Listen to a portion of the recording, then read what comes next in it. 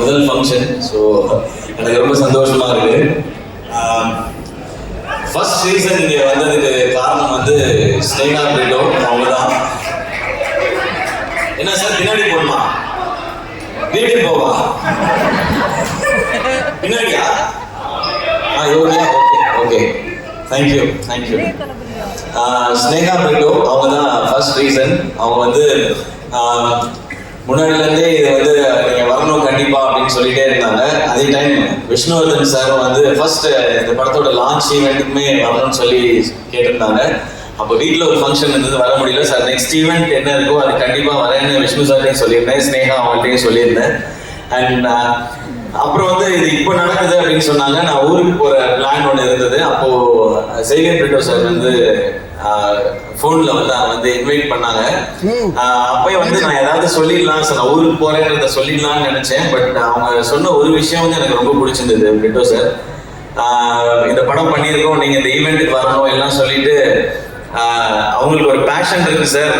என் பொண்ணுக்கும் சரி என்னுடைய சன்னின்லாவுக்கும் சரி ஒரு பேஷன் இருக்கு, ஒரு ஆசை இருக்கு, அதுக்காக நான் இது பண்ணணும்னு நினைக்கிறேன் சார்ன்னு சொல்லி சொன்னாங்க. ஓகே, அவங்க அவங்க பேஷனுக்காக இவ்வளோ பண்ணணும்னு நினைக்கிறாங்க அப்படின்னு நினைக்கும் போது கண்டிப்பா நம்ம அதில் ஒரு பார்ட்டா இருக்கணும்னு நினைச்சேன். ஏன்னா அவங்க ஈஸியா சொல்லியிருக்கலாம், இது எதுக்கு நமக்கு, இது வேண்டாம், நமக்கு தான் இவ்வளோ பிஸ்னஸ் இருக்கு, அதெல்லாம் பார்க்கலாம்னு சொல்லியிருக்கலாம். இல்லை, அவங்களுக்குன்னு ஒரு கனவு இருக்கு, அந்த கனவுக்கு நம்ம சப்போர்ட் பண்ணணும்னு நினைக்கிறதுன்றது ஒரு ரொம்ப பியூட்டிஃபுல்லான ஒரு தாட் அது. அண்ட் அதை தாண்டி சேவியர் பிரிட்டோ சாரை பற்றி நிறைய நான் கேள்விப்பட்டிருக்கேன் இதுக்கு முன்னாடி, எவ்வளவு நல்ல மனிதர் அப்படின்னு சொல்லி. அது நிறைய விஷயங்கள் சொன்னாங்க. அவங்க ஒருத்தரையும் பழகுற விதம், அவங்க தொழிலில் அவங்க காட்டுற அக்கறை, மற்றவங்களுக்கு கொடுக்குற மரியாதை, அவங்களுக்கு எவ்வளோ பணம் என்ன வந்தாலுமே அவங்க ஒரு ஹியூமனா ரொம்ப நல்ல மனிதர்னு சொல்லி அவங்கள பத்தி நான் நிறைய கேள்விப்பட்டிருக்கேன் சார்.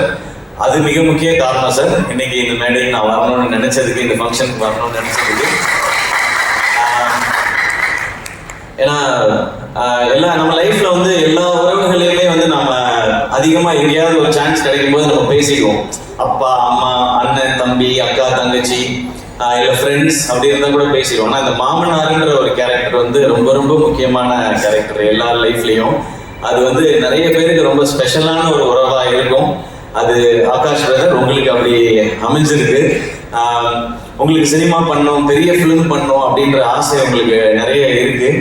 அதை சப்போர்ட் பண்ணுறதுக்கு சார் மாதிரி ஒரு மாமனார் உங்களுக்கு கிடைச்சிருக்காங்க. நீங்கள் செய்ய வேண்டியது ஒன்று தான், உங்ககிட்ட இருக்க அவ்வளோ உழைப்பையும் கொட்டிடுங்க. எவ்வளோ உழைப்பை கொட்ட முடியுமோ கொட்டிடுங்க. தமிழக மக்கள் உங்களை அள்ளிப்பாங்க. உங்கள் அப்பா கொடுத்த இடத்த உங்களுக்கு கண்டிப்பாக கொடுப்பாங்கன்னு நினைக்கிறேன்.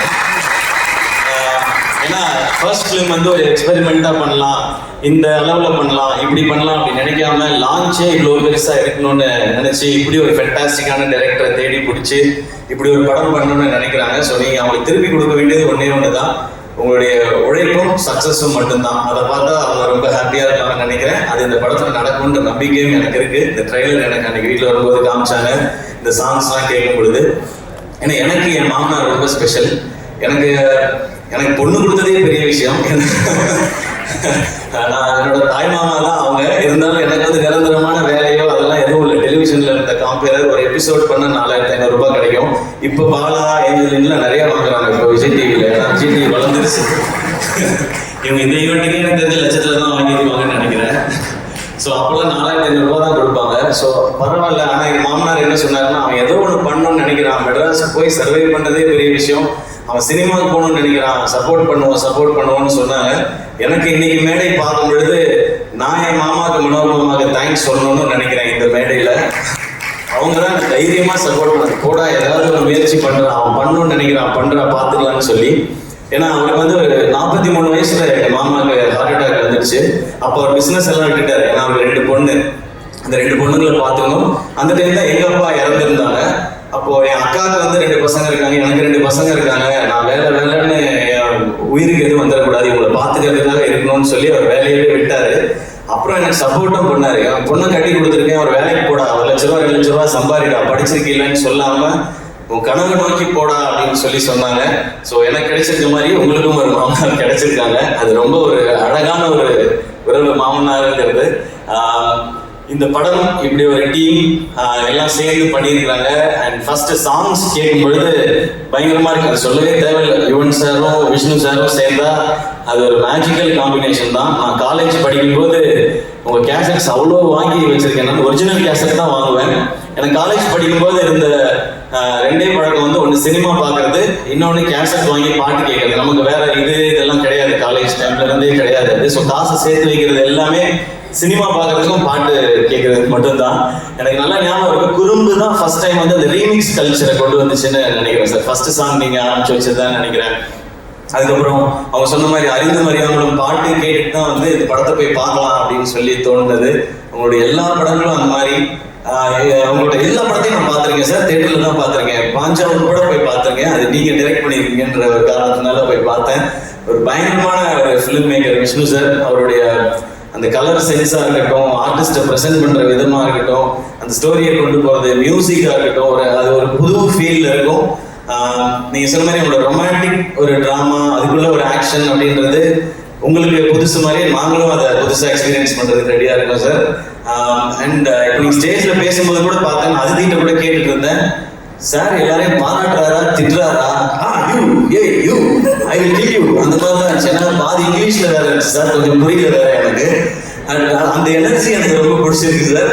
அது உங்களுடைய படங்களையும் இருக்கு. இந்த படம் இன்னும் ஸ்பெஷலாக ஷேர்ஷா ஒரு அமேசிங்கான ஃபிலிம். நான் சார் அன்னைக்கு பார்க்கும்போது கூட சொன்னேன், அமரன் வந்து ஃபர்ஸ்ட் அந்த டீசர் ட்ரெய்லர்லாம் வரும்போது தமிழ் சினிமால இருந்து ஒரு ஷேர்ஷா அப்படிதான் சொன்னாங்க. ஒரு அப்படி ஒரு ஷேர்ஷா மாதிரி ஒரு படம் எடுத்துட்டு அதுக்கு வேற ஒரு கான்ட்ராஸ்டா இப்போ நேசிப்பாயான ஒரு ஃபிலிம் எடுத்துருக்காங்க சார். ஸோ ஷேர்ஷா என்ன பண்ணிச்சோ மேஜிக், அது இந்த நேசிப்பாயா இங்க இப்போ பண்ணணும் நம்ம சார். ஒரு ஃபென்டாஸ்டிக்கான release date Jan 14 Pongal. And Akash bro உங்களுக்கு ஃபர்ஸ்ட் ரிலீஸே வந்து பொங்கல் ரிலீஸா அமைஞ்சிருக்கு. ஸோ எல்லாமே கரெக்டா செட் ஆயிருக்குன்னு நினைக்கிறேன். ஒரு பெரிய சிக்ஸராக அடிச்சிருங்க, ஸ்டேடியம்க்கு வெளியே பால் போய் விடுற மாதிரி நடந்ததுன்னு நினைக்கிறேன். அண்ட் அதிதி, இப்போ அதிதியில சொல்லிட்டு இருந்தேன், தொடர்ந்து இந்த மாதிரி ஒரு ஸ்ட்ராங் ரோல்ஸ் இருக்கிற ஃபிலிம்ஸாக கண்டினியூஸாக பண்ணுங்க. இன்னும் ஸ்பெஷலான ஃபிலிம்ஸ் எல்லாம் இன்னும் நிறைய இதே மாதிரி பண்ணுங்க. இன்னும் அவங்களுடைய எல்லா டைமென்ஷன்ஸும் தெரியட்டும் ஸ்ரீலன்னு சொல்லி அவங்கள்ட்ட ஒரு செம்ம எனர்ஜி இருக்கு. அது இன்னும் இந்த மாதிரி நல்ல டைரக்டர்ஸ், இந்த மாதிரி சூப்பர் ஃபிலிம்ஸ் வரும்போது அதெல்லாம் வெளியில தெரியும்னு நினைக்கிறேன். Best wishes Aditi. நானும் கரெக்டாக பேசிட்டேன்னா ஓகேவா தான் பேசியிருக்கேன். அவ்வளோதான் போய் சொல்ல வருங்க அதிதி. அதுக்கு மேலே அண்ட் சரத் சார் வந்து அவரோட இன்னும் நான் நடிக்கிறதுக்கான வாய்ப்பு எனக்கு இன்னும் கிடைக்கல. சரியான ரோல் இன்னும் நாங்கள் இன்னும் அவருக்கான ரோல் எழுதலன்னு நான் நினைக்கிறேன். ஏன்னா அவருக்கு என்ன மாதிரி ரோல் கொடுக்கணும்னு தெரிய மாட்டேன். இன்னும் எங்க அப்படியே தான் இருக்காரு சார். நீங்க வேற ஸ்டேஜ்ல ஏஐ பட பாட்டெல்லாம் ஞாபகப்படுத்திட்டீங்க. அதை பற்றின கருத்துக்கள்லாம் எங்க சொல்லிட்டு இருந்தார் சார். அப்படியே அது எதுவும் மேடையில சொல்ல முடியாது, சாரி. நீங்க வேணா முன்னாடி ஷூட் பண்ணியிருப்பாங்க, அந்த அண்ணெல்லாம் நல்லா அப்படி கிட்ட ஜூம் பண்ணி ஷூட் பண்ண லிப்ரீடிங்ல கண்டுபிடிச்சிருக்காங்க. அண்ட் சரத் சார், உங்களோட எனர்ஜி அது சூப்பர் சார். எப்பவுமே கண்டிப்பா சீக்கிரம் ஒரு செம்ம படம் பண்ணுவோம் அப்படின்னு நான் நம்புறேன் சார். உங்களை ஒரு வேற டைமென்ஷன்ல காட்டுற ஒரு படமாவும் அது இருக்கணும். நான் இந்த படத்தில் நடிச்சேன், சிவாவோட நடிச்சேன். அது நான் இவ்வளவு வருஷம் பண்ணாத ஒரு ரோலா அதில் அமைஞ்சதுன்னு சொல்ற மாதிரி இருக்கணும்னு நான் நினைக்கிறேன் சார். அந்த மாதிரி என்னோட சந்திக்கிறேன் சார். அண்ட் யுவன் சார், உங்களை பத்தி என்ன சார் சொல்லணும்? சிம்பிளா சொல்லணும்னா கோட் சார். நீங்க கிரேட்டஸ்ட் ஆஃப் ஆல் டைம். ஏன் அப்படின்றதுக்கு மிக முக்கியமான ரீசன் சார், நீங்க நிறைய ஹிட் சாங் கொடுத்துருக்கீங்க. அதெல்லாம் விட முக்கியமான ரீசன், நீங்க பண்ண ஆரம்பத்துல இருந்து உங்களுடைய ஜேர்னியை பார்த்தா புது டைரக்டர்ஸ், புது ஹீரோஸ் வர்ற படங்கள் எல்லாத்துலயும் நீங்க சாங்ஸ் பண்ணி கொடுத்துருக்கீங்க. அது சின்ன படம் பெரிய படம் பார்க்காம, பெரிய டைரக்டர் சின்ன டைரக்டர் பார்க்காம, பெரிய ஹீரோ சின்ன ஹீரோ பார்க்காம என்னை நம்பி வரீங்க. இந்த கதை எனக்கு பிடிச்சிருக்கு, நான் இதுக்கு நல்ல சாங் கொடுக்குறேன்னு சொல்லி எல்லாருக்கும் ஒரே மாதிரி ஹிட் சாங் கொடுத்துருக்கீங்க சார். அது மேபி அது அப்பாட்ட இருந்து வந்ததுன்னு நினைக்கிறேன், அது பிளட்ல இருக்குன்னு நினைக்கிறேன். அதனால தான் எனக்கு சொல்லணும்னு தோணுது sir. Greatest of all time. Maybe நீங்க வந்து பியாண்ட் டைம்னு நினைக்கிறேன் சார். உங்களோட அவ்வளோ பாட்டு நான் இன்னொரு எங்க படம் ஃபங்க்ஷன்லேயும் சொன்னேன், ஹீரோ ஃபங்க்ஷன்லையும். ஒரு நாள் மிட் நைட்ல வந்து நான் சாரோட பாட்டு கேட்டுட்டே வந்துட்டு ஃபோனே பண்ணிட்டேன். ஒரு நாள் நான் யாருக்குமே அப்படி பண்ணதே இல்லை சார். நான் உங்க முத்துக்குமார் சார் காம்பினேஷன் நான் மிஸ் பண்றேன் சார் அப்படின்னு சொல்லி. பட் இன்னைக்கு இந்த சாங்ஸ் கேட்கும் பொழுது உங்களோட விண்டேஜ் வைப் இருந்து சார். இதுல இந்த மாதிரி இன்னும் நிறைய சாங்ஸ் நாங்கள் வெயிட் பண்றோம் சார். நீங்க கொடுத்துட்டே இருக்கணும் சார். கேட்கறதுக்கு நாங்கள் இந்த மாதிரி லட்சக்கணக்கான கோடிக்கணக்கான பேர் வெயிட் பண்ணிட்டே இருக்கோம் சார். உங்களை ஏன்னா என் காலேஜ் டைம் சார், உங்களோட நீங்க ஆரம்பிச்சு நீங்க பிளாக் பஸ்டர் ஆல்பம்ஸ் கொடுத்த டைம் தான் என்னுடைய காலேஜ் டைம். ஸோ நீங்க இந்த மாதிரி விஷ்ணு சார் எல்லாரோடையும் ஒர்க் பண்ணும்போது அந்த சாங்ஸ்லாம் எங்களுக்கு எல்லாரையும் கேட்கும்போது என்ன கேட்டிருந்தா நான் சிச்சுவேஷன் சாங்கா சொல்லிக்கிட்டே இருந்திருப்பேன் சார். நாங்கள் அப்படி இந்த பாட்டெல்லாம் கேட்கும்போது இப்போ பாட்டு கேட்கும்போது எங்கள் காலேஜில் அந்த டிபார்ட்மெண்ட்ல படித்த அந்த பொண்ணு அவ போகும்போது எனக்கு இந்த பாட்டு தானே ஞாபகம் வந்துச்சு அப்படின்னு தோணும் சார். அது we always love you sir, we always love you and thanks for all the lovely tracks. இந்த படத்துலயும் சூப்பரா இருந்தது. அண்ட் நான் வேற யாரையும் மிஸ் பண்ணலன்னு நினைக்கிறேன். இல்ல ஓகே, நேசிப்பாயா எல்லாரும் தியேட்டர்ல வந்து பாருங்க. இந்த மாதிரி ஃபிலிம்ஸ், இந்த மாதிரி ஜானர்ஸ் கண்டினியூஸா ஹிட் ஆனா இந்த மாதிரி படங்கள் இன்னும் நிறைய வரும். அண்ட் நிறைய ஹாலிடேஸ் இருக்கு. டெஃபினட்டா இது பொங்கலுக்கு ஒரு நல்ல ஃபிலிமா இருக்கும்னு நினைக்கிறேன். பொங்கலுக்கு இன்னும் நிறைய ஃபிலிம்ஸும் வருது. எல்லா ஃபிலிமுக்கும் என்னோட விஷஸ் எல்லாமே சேர்ந்து தியேட்டர்ஸ்க்கு டிஸ்ட்ரிபியூட்டர்ஸ்க்கு ஒரு பெரிய லாபகரமான ஒரு பொங்கலா இந்த வருஷம் இருக்கட்டும். And thank you so much. இந்த படத்துல இன்வால்வ் ஆன அத்தனை பேருக்கு என்னுடைய wishes and congratulations. Thank you sir. And Kalki, hi, first time வந்து I'm meeting you for the first time. I've seen all your performances. Wait, I forgot two lines. தமிழ்லயே சொல்லிடுறேன். உங்களோட பெர்ஃபார்மன்ஸஸ் எல்லாம் எனக்கு ரொம்ப ரொம்ப பிடிக்கும். ஸோ ஃபர்ஸ்ட் டைம் மீட் பண்றேன். Very happy to meet you. And hi Shiv, I saw you in Shesha. You are too good. Thank you. Thank you so much sir. Thank you Angeline and Bala. சூப்பரா இருந்தது, என்டர்டெய்னிங்கா இருந்தது பாலா அவங்களோடது. நீங்க ரொம்ப நேரம் இன்ட்ரோடக்ஷன் கொடுக்க வேண்டாம், எல்லாரும் வீட்டுக்கு போக வேண்டி இருக்குன்றதுனால தான் நான் டக்குன்னு வந்துட்டேன். இல்லைன்னா அது ஒரு 1/2 hour போகும். ஸோ உங்களுடைய பணியை குறைப்பதற்காகவே. இல்ல அண்ணன் சோகமான நல்லா பண்ணிட்டு நான் நட்சத்திரம் வாங்கன்னு சொல்றீங்க. அதுதான் யூடியூப் தமிழ்ல அவங்க எல்லாம் தெரியுங்க. என்ன வாங்கலன்னு சொல்றீங்களா நீங்க? நட்சத்திரம் வாங்கல, அடுத்து வேலை கிடைக்கும். நட்சத்திரம் தான் ஒரு ஆங்கிள் வாங்கிட்டு இருக்கோம். ஆமாண்ணே, ஆக்சுவலா பரவாயில்ல, ரொம்ப வசதியாக போச்சு. எங்கள் சம்பளத்தில் ஏற்றி விட்டுருக்கீங்க, ரொம்ப தேங்க்யூ ஸோ மச். யாருமே சொல்லி ஏன்னா வந்ததுலேருந்து அவங்களை பார்த்துட்டு நீ கூட என்ன அப்படின்னு கேட்டீங்க. ஆக்சுவலாக எனக்கு வந்ததுலேருந்து பெட்ரோல் பங்க்ல ஜீரோ பார்க்கல, உங்களுக்கு தான் பார்த்துட்டு இருந்தேன். செம்ம அழகாக இருக்கீங்க, சீரியஸாக செம்ம அழகாக இருக்கீங்க. Thank you, thanks to my makeup man. Thank you Ganapathi. என்னண்ணா ஏதோ நல்லதா தான் சொல்றீங்கன்னு நினைக்கிறேன். தேங்க்ஸ் அண்ணே, தமிழ்நாடு நாயகன்னு சொல்றேன். ஓகே, நன்றி நன்றி.